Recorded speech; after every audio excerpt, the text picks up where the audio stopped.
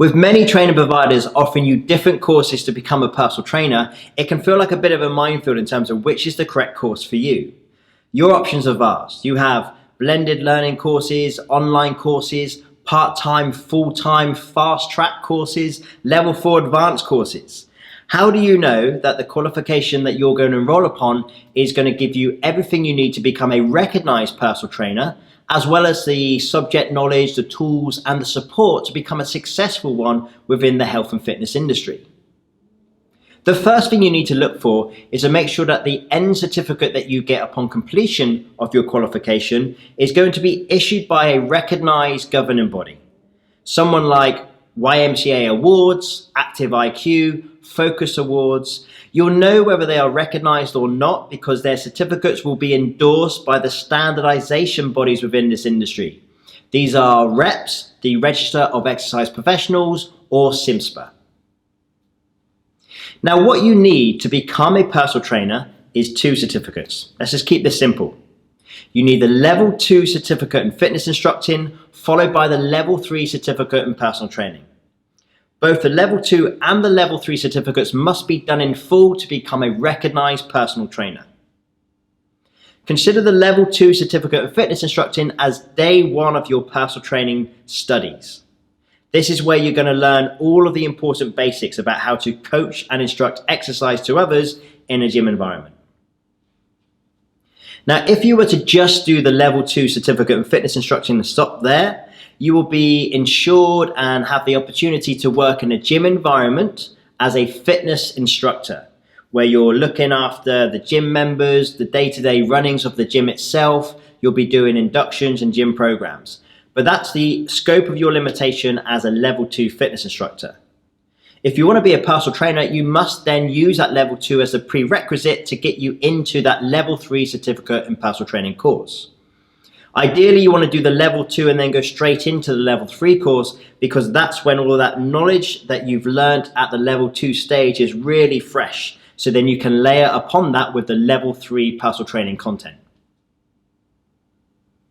Now, when deciding which course is best for you, make sure that the course that you enroll on is going to offer you practical workshops in a working gym environment.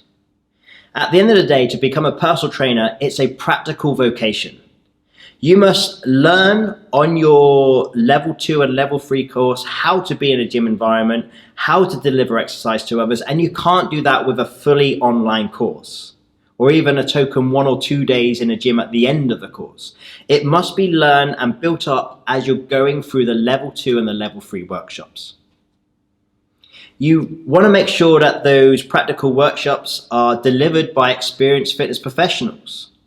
You want people who already have their personal training business coming in and teaching you on your course. That way, you're going to learn what you need for the course, but you're also going to use all of those extra skills and tips of the trade that these people are going to give to you upon their teachings. Learning how you can work with clients on a day-to-day basis. Learning how you can build a successful business yourself once you're qualified and working in the industry. Now, use your strengths as well. Whatever your experience is, if your experience is weight training or cardiovascular training, bring that definitely into the course that you do.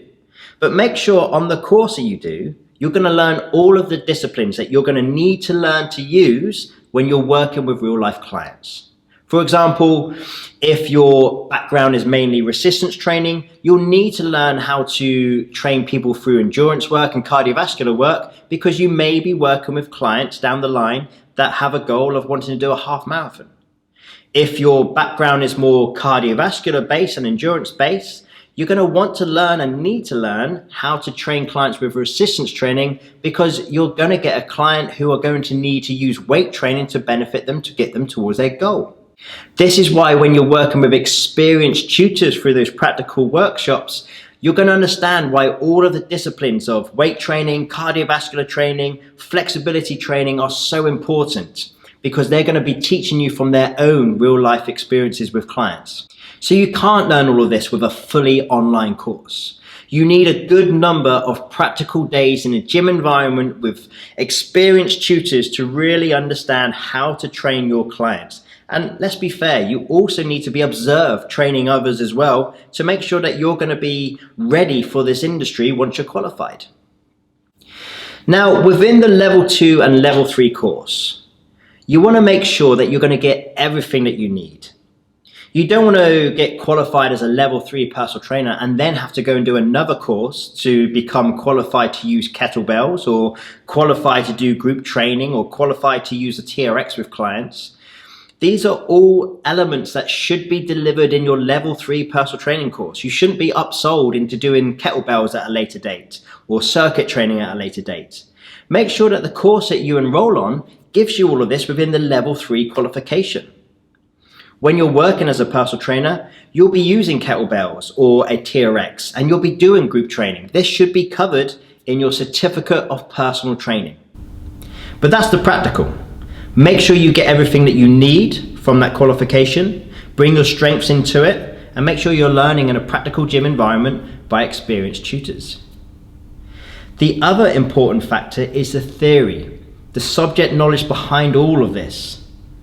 Working as a fitness professional, helping others in the health and fitness industry, there's lots to learn. Anatomy and physiology, so you can understand how to work a client through the biomechanics of the human body. Learning nutrition, so that you can analyze food diaries and give a specific nutrition plan to suit. Learning how to support your clients so that you can build a successful business. Make sure that you're going to get everything you need covered in the theory element to these qualifications as well. But importantly, you must make sure that you get a return on your investment. You're going to be paying for a qualification. Think of that as a business startup, but you need to make sure that you know how to get that investment back. So whatever course you do, make sure they will cover how you build your fitness business and how you make a success of yourself in this industry. That's going to be one of the key attributes to your skill sets. Knowing how to train clients is of utmost importance, obviously. But you also need to know how to set up and run your own business. That should be covered in your level 3 certificate in personal training qualification. Many training providers will give you a guaranteed interview upon qualification, which is great. But just be careful with that. Many of these main chain gyms that will honor this interview will simply have a meet and greet, do a little interview with you, take your CV, and then file it with the others. So you really want to make sure that you have a full understanding about how your business can be built and you can grow it in this industry without having to rely on getting a job in a main chain gym.